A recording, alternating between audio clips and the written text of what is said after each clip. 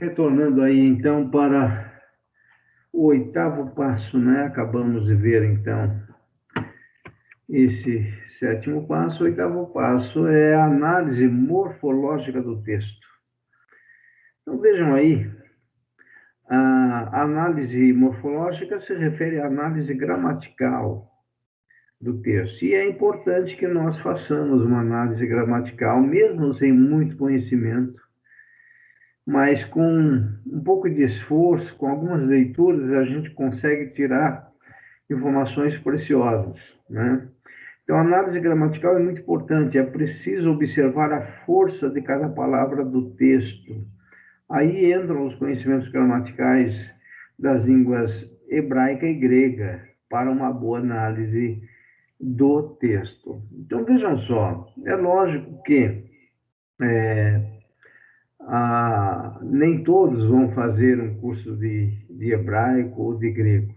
Se puderem fazer, ajuda bastante, né? Ajuda bastante porque você vai descobrir dentro dessas línguas, dentro da língua hebraica e da língua grega, principalmente o hebraico bíblico e o hebraico grego, e o grego bíblico, vocês vão encontrar pontos fundamentais. Então, por exemplo, a ênfase no hebraico, nos nossos textos, por exemplo, quando a gente quer dar uma ênfase no texto, o que nós fazemos? Por exemplo, aqui, nessa tela, eu quero dar uma ênfase no título, né, do oitavo passo. Então, o que eu fiz? Eu grifei análise morfológica do texto. Então, eu estou fazendo um destaque aí. Ou então eu coloco em negrito ou em itálico, né? Por exemplo, a força de cada palavra do texto. Eu coloquei aqui em negrito e em itálico. Eu exagerei na importância que eu estou dando nessa expressão. No hebraico, por exemplo, a ênfase está na repetição da palavra. Por exemplo, quando vamos dar uma olhadinha, deixa eu abrir aqui a Bíblia, né? Lá em Isaías, vocês vão ver isso de forma bastante forte aqui, ó, Isaías capítulo 6, vejam só. Quando Isaías vai dizer o seguinte,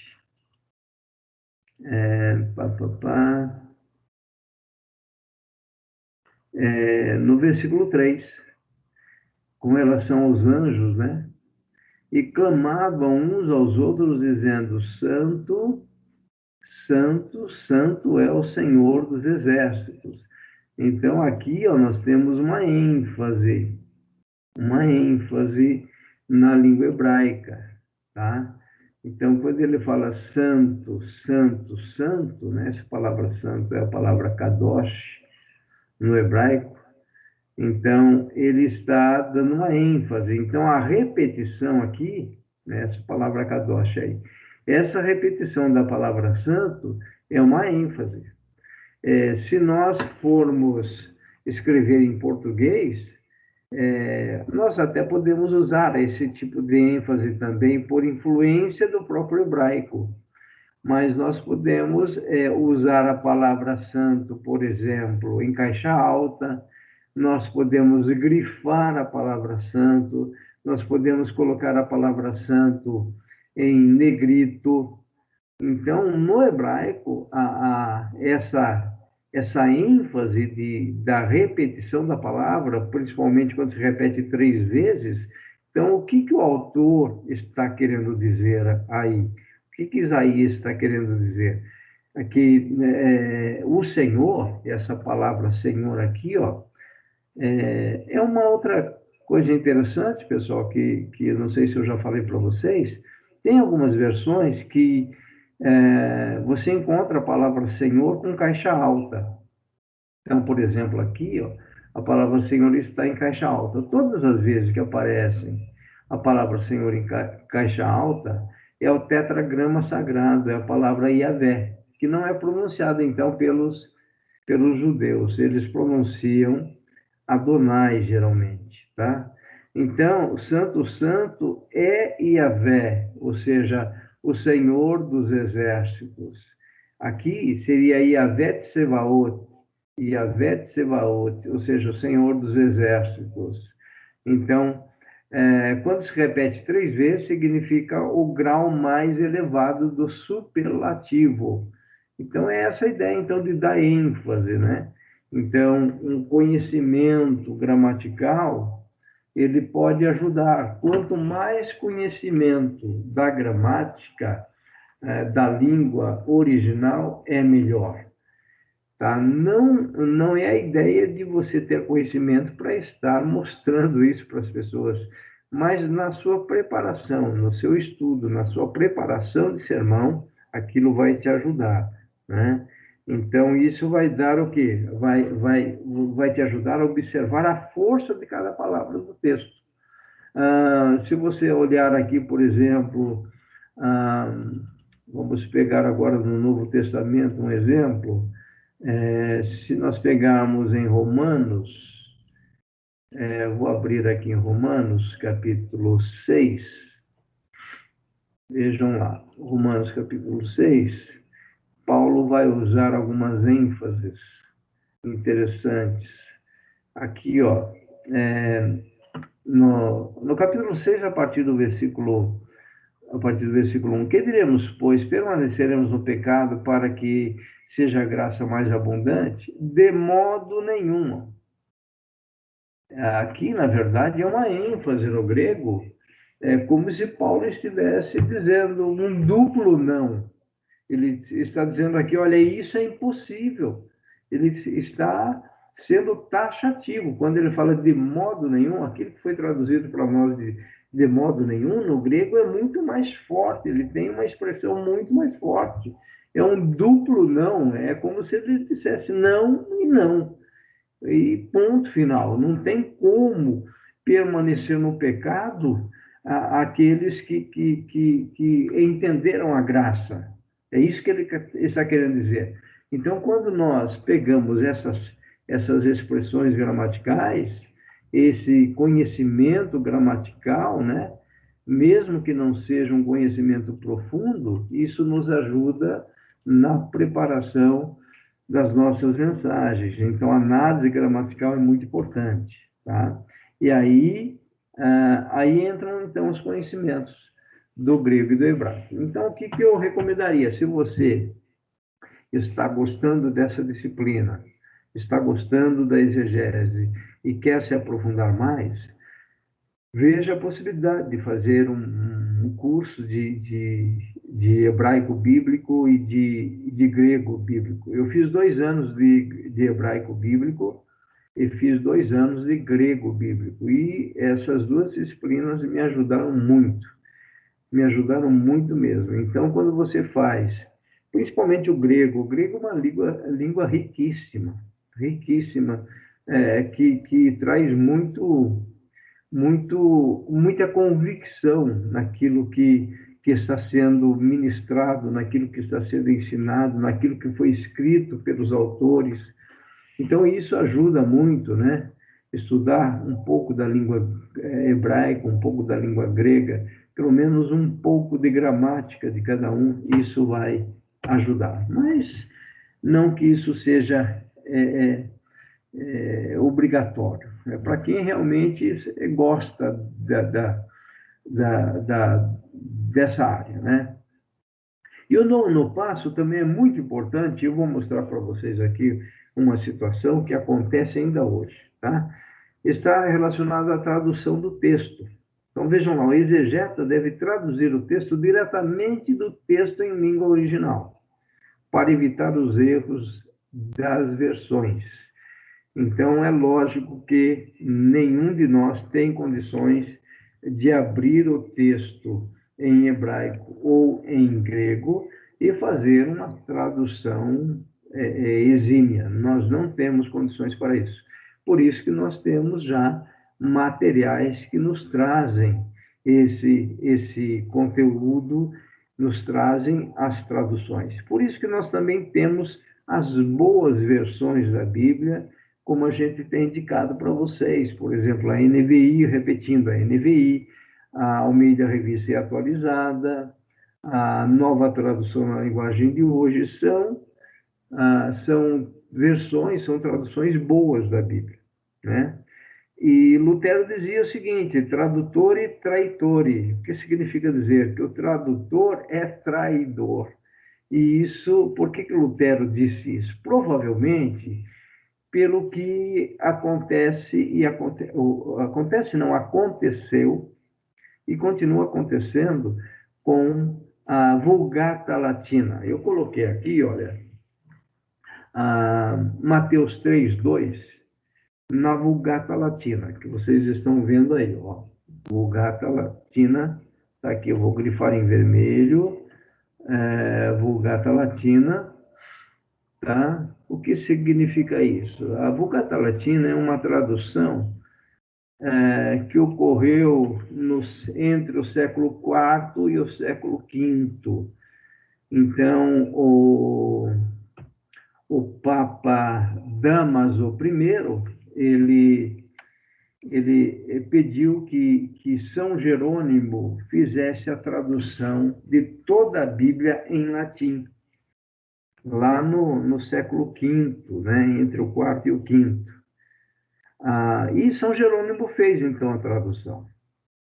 Então, o que era do hebraico, o que era do hebraico, ele traduziu em latim, usando a versão latina, a versão grega. A versão grega do Antigo Testamento é a Septuaginta.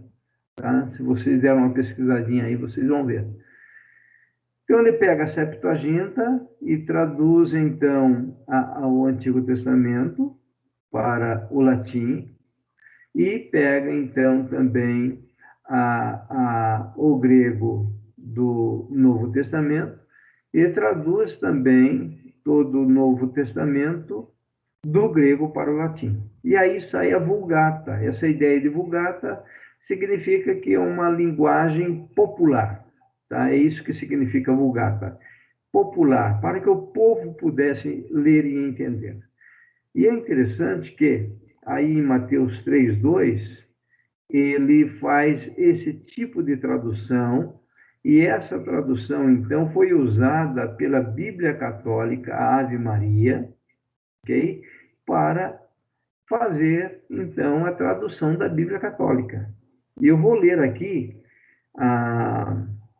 Mateus 3:2, na versão Ave Maria. Está assim, ó: fazei penitência, porque está próximo o reino dos céus.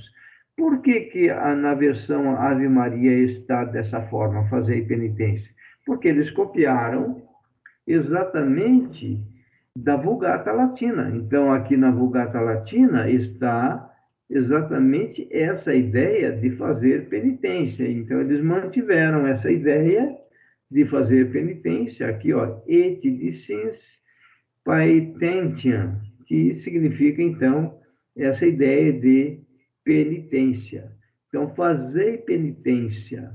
Porém, nós vamos no texto grego e nós não encontramos essa palavra.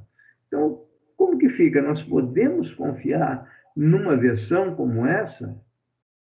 E como que ficam os nossos irmãos católicos, né? que estão recebendo esse tipo de informação e, por causa dessa versão, muitos ainda estão pagando penitências.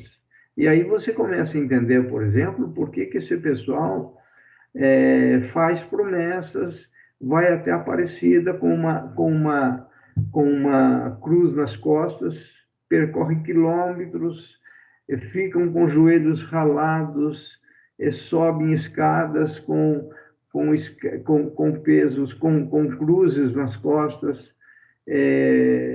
tem aquele hábito de se ajoelhar, ou seja, uma ideia de fazer penitência, porque parece que a penitência é uma forma de nós atrairmos, então, a presença de Deus.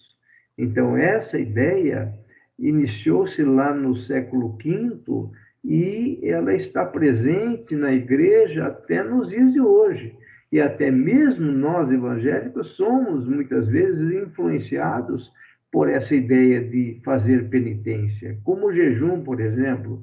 Tem muita gente ainda que associa o jejum como uma ação de penitência. Então, ele acha que por ele jejuar, por ele deixar de se alimentar, por aquela penitência que ele está exercendo, Deus então vai olhar para ele e atender o seu pedido por causa da penitência, quando não tem nenhuma relação entre jejum e penitência. Então, daí nós temos esses problemas seríssimos que nós trazemos. Veja, do século V até hoje, do século V ao século XX, são 15 séculos. Estamos no século XXI, são 16 séculos de influência da Vulgata Latina, dessa tradução para a tradução da Igreja Católica, e os católicos debaixo desse jugo por causa de erro. Então, o tradutor e traitor, e aí que nós estamos vendo. Então, é um problema sério. Olha só, vou mostrar para vocês aqui o texto no grego, tá? De Mateus. Olha aqui. Vamos dar uma olhadinha em Mateus, capítulo 3.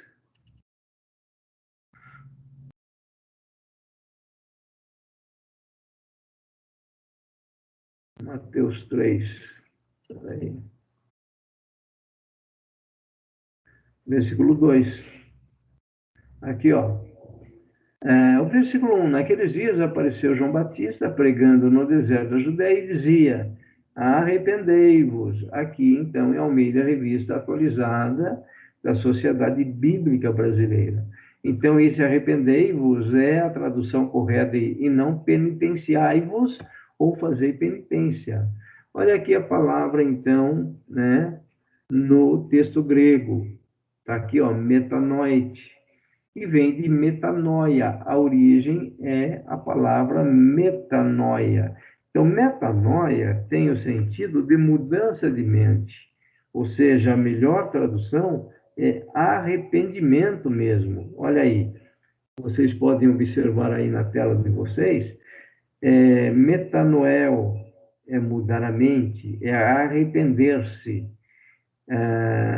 Não tem nada relacionado a fazer penitência, ou penitenciai-vos, que foi a tradução, então, de São Jerônimo. Então, para vocês terem uma ideia, tá, do quanto a tradução do texto é importante. Por isso que nós precisamos, então, de conhecer pelo menos o básico, para nós não sermos enganados por qualquer versão. Então, isso aqui é a ideia da tradução do texto que nós devemos realmente tomar cuidado. Muito bem, esboço do texto, então, agora nós já teríamos o quê? A questão do esboço, né? É no esboço que o exegeta vai traçar as lições do texto, derivando do texto o seu ensino central e periférico. Seria levantar os pensamentos latentes do texto. Esse deve ser o tom sermônico, tocando a exegese, visto que o fim da exegese é o querigma, ou seja, é a pregação. Então, vamos entender isso aqui.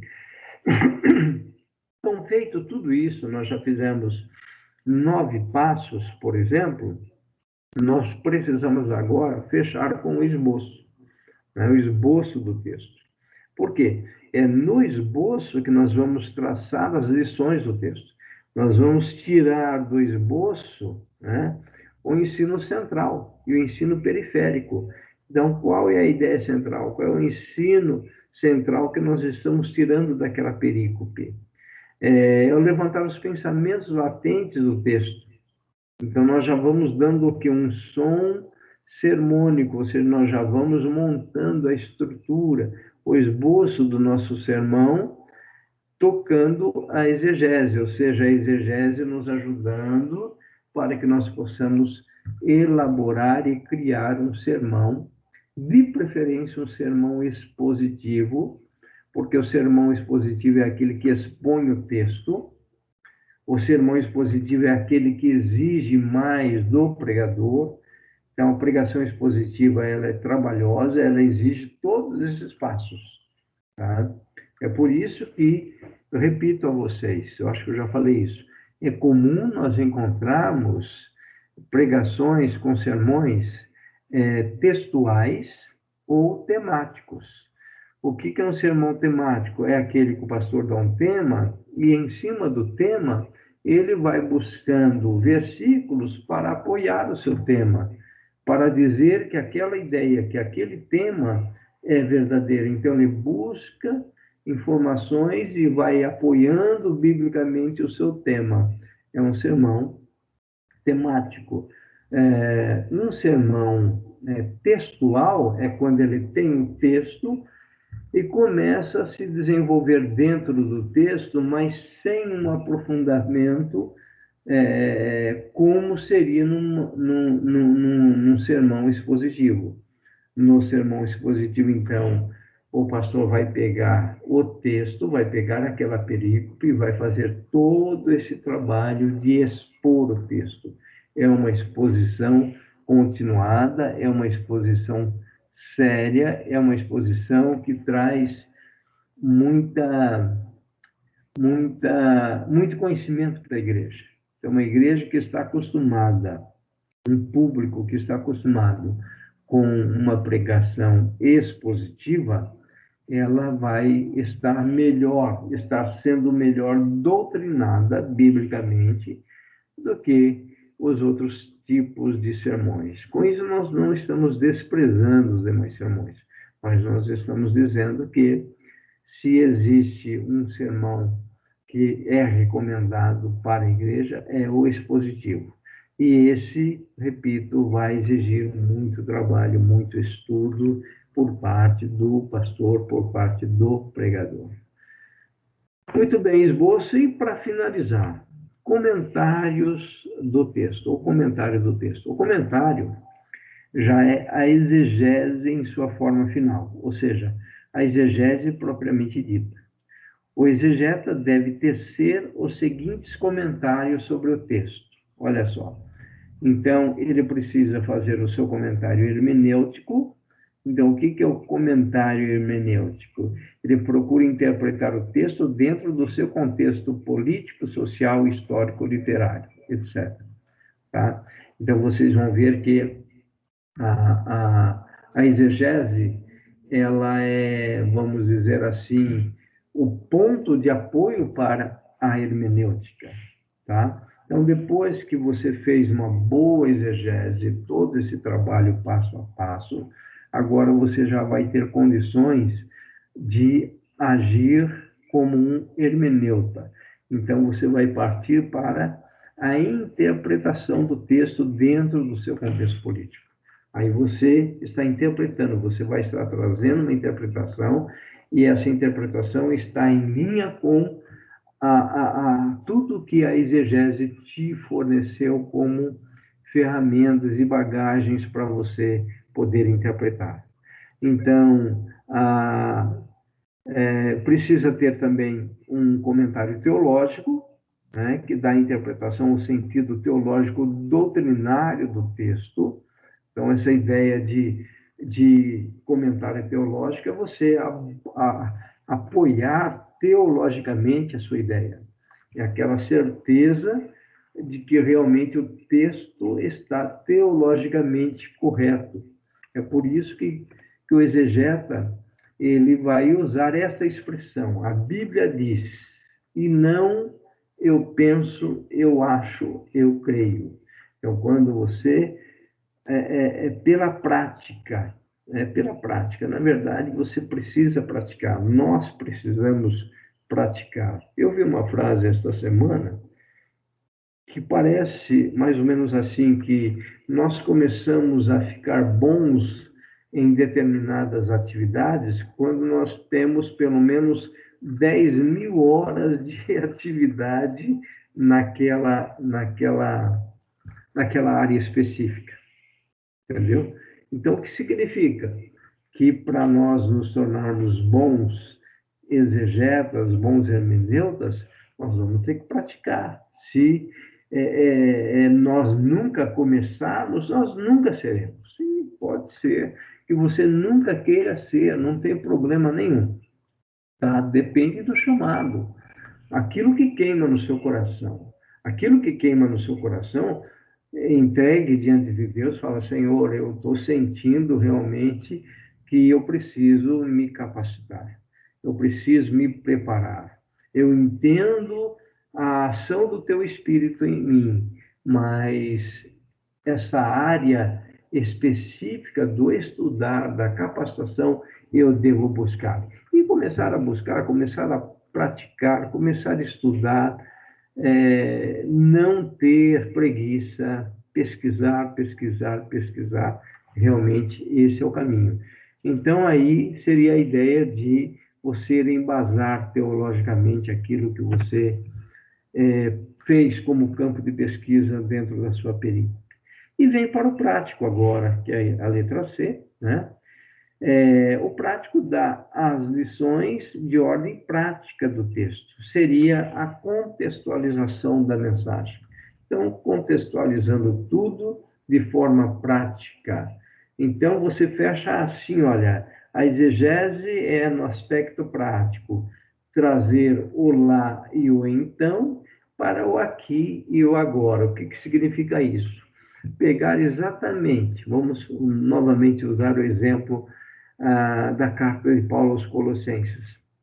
Pegar o que Paulo quis dizer aos Colossenses lá no ano 50, 56 a.C., todos os ensinos que ele quis dizer ali dentro daquela perícope ou dentro daquela carta, dentro daquele propósito de Paulo ali, e trazer então de lá para cá.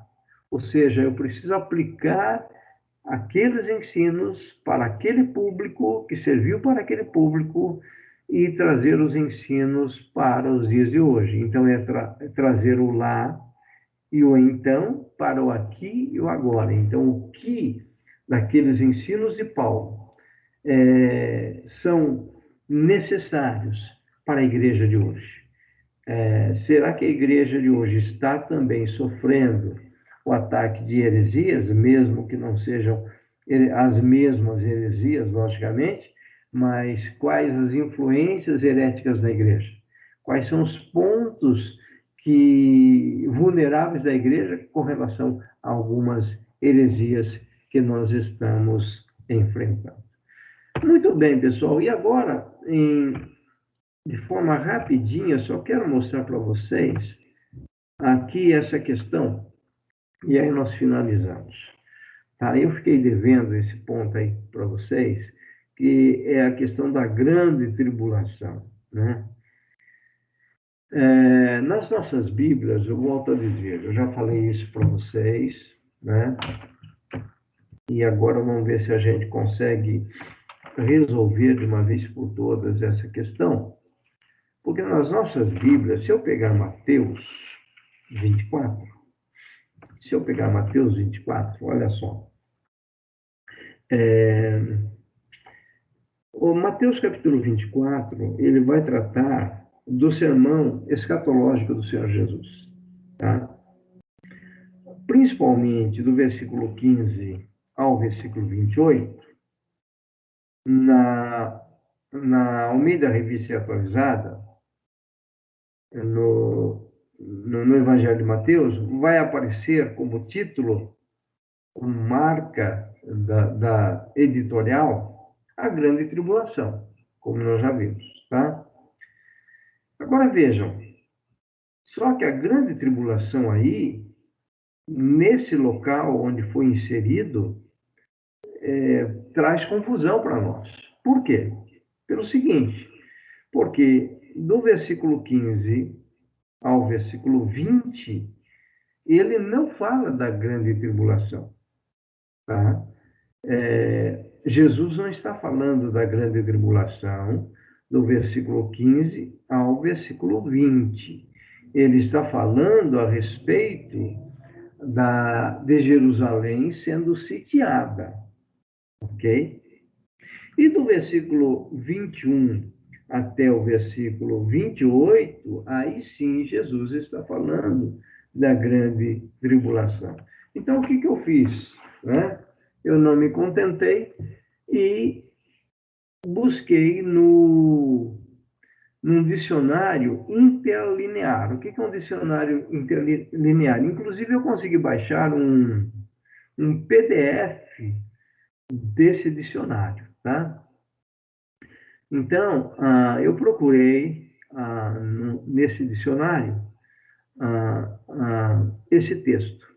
E eu encontrei o texto, então, em Marcos 13, de 14 a 23, em Lucas, de 21 a 20. Né? Perdão, esse texto aqui, que está projetado para vocês, é Mateus 24, de 15 a 22, tá? E tem o seu paralelo, então, em Marcos 13, 14 e 23 e em Lucas 21, de 20 a 24, tá? Agora, o que está sendo projetado para vocês, aí, repito, é Mateus 24, de 15, aqui, ó, de 15 a 22. Então, no texto grego, o que nós temos? Um texto corrido. Ele não separa, no texto grego, não tem a separação que os editores fazem, tá? Então, se eu der uma olhada no texto grego, eu vou observar que o versículo 20, ele termina com um ponto final. Eu não sei se vocês conseguem, eu vou tentar aumentar aqui, ó, para ver se vocês conseguem enxergar o ponto final aí no versículo 20. Aqui está o versículo 20 circulado, e aqui nessa setinha apontando para setinha vermelha apontando para um pontinho, é o ponto final, antes do versículo 21, que eu circulei em vermelho também, tá? Então, o que significa dizer que provavelmente aqui no versículo 20 encerra-se uma perícope, tá? Vejam, eu não tenho conhecimento suficiente, tá? Vou dizer para vocês, para afirmar isso com certeza, tá? Mas a impressão que nos dá é que do versículo 15 ao 20, a ideia central é exatamente esta aqui, ó, Jerusalém sendo sitiada.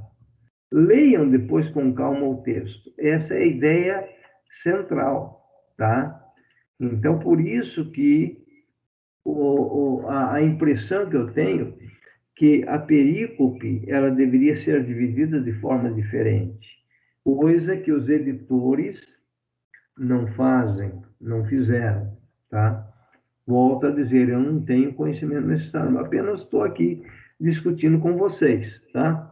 Agora vejam, do versículo 21 em diante, olha aí o que acontece.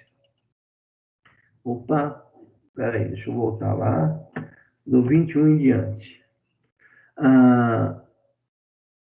Bom, eu vou colocar aqui, vou ler para vocês o versículo 20, numa tradução literal, tá? Conforme está no dicionário interlinear grego-português.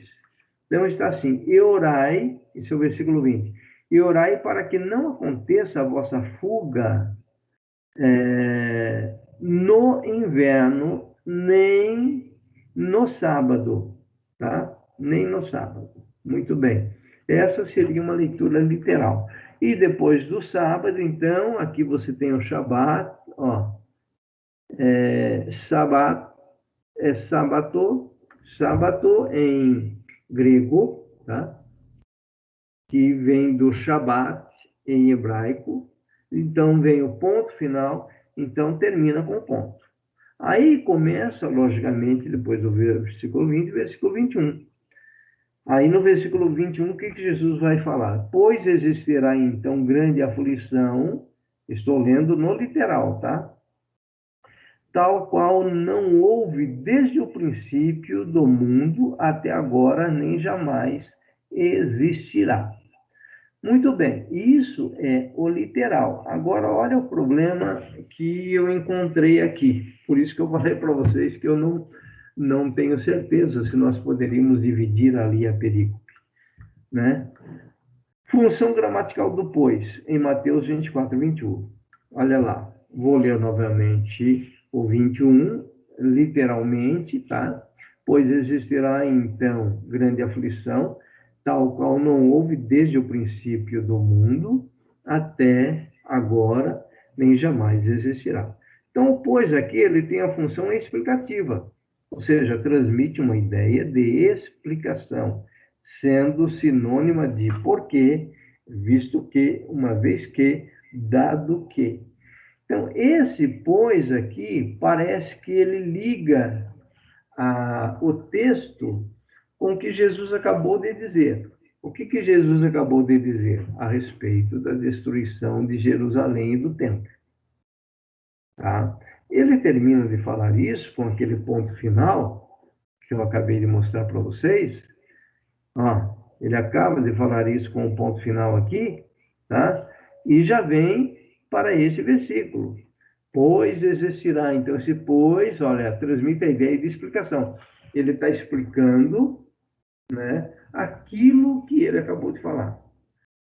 E isso dá a entender que essa grande aflição está relacionada com o que aconteceu com Jerusalém no ano 70 depois de Cristo. Porém, se nós pensarmos assim, preste atenção no que eu vou dizer. Se esse, pois, está explicando a grande aflição que aconteceu no ano 70 depois de Cristo, em que Jerusalém foi destruída e o templo foi destruído, nós podemos dizer que a grande tribulação já aconteceu. Olha só que problema nós teríamos. Porém, Jesus mesmo, ele vai dizer que essa grande tribulação, ela tem um diferencial.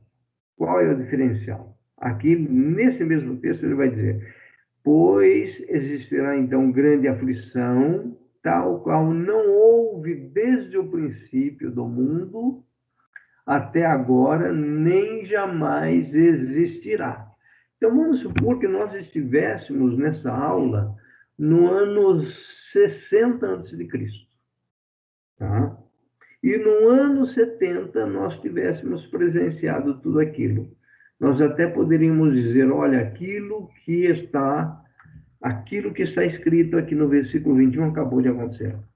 Ou seja, nós estaríamos entendendo que aquela situação, aquela grande aflição aconteceu, e nós diríamos o seguinte: como Jesus disse que desde o princípio do mundo até agora jamais existirá, acabou. Então, não haverá mais aflição a partir de agora.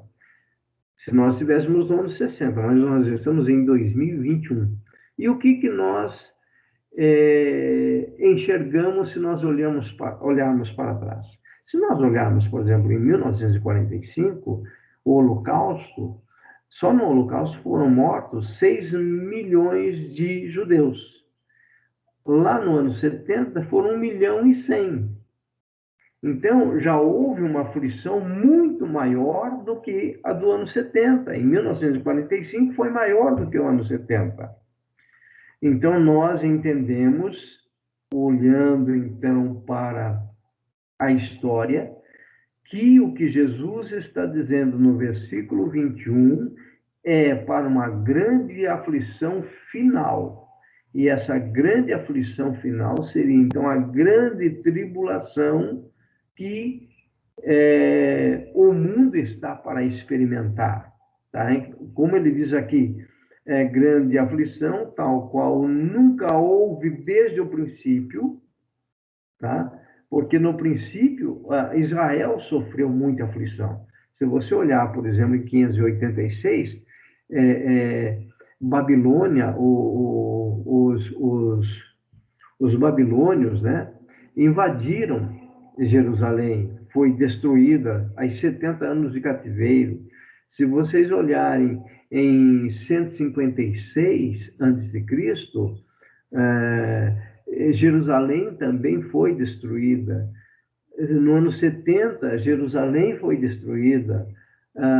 Em 1945, como nós citamos, os judeus foram mortos pelo Holocausto.